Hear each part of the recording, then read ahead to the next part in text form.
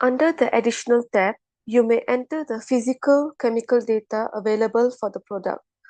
If you don't have the own data of the product, you can click here and click Wiki. Since ethanol is the primary ingredient, I will extract the data of this ingredient.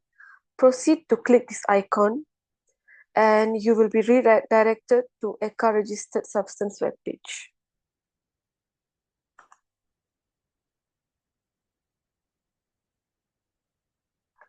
From here, I will search for the melting point. I will extract this data here, negative 114 degrees Celsius. I will close this, and close this as well, and click here to insert the data, negative 114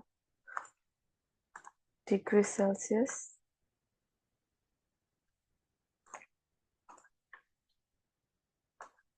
And since this is the data of the primary ingredient, I will insert the chemical name here.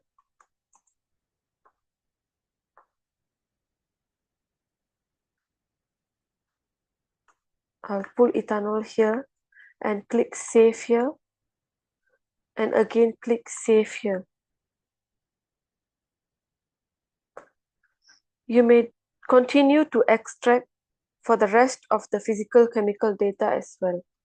All the information entered here will be reflected in section 9 of the SDS.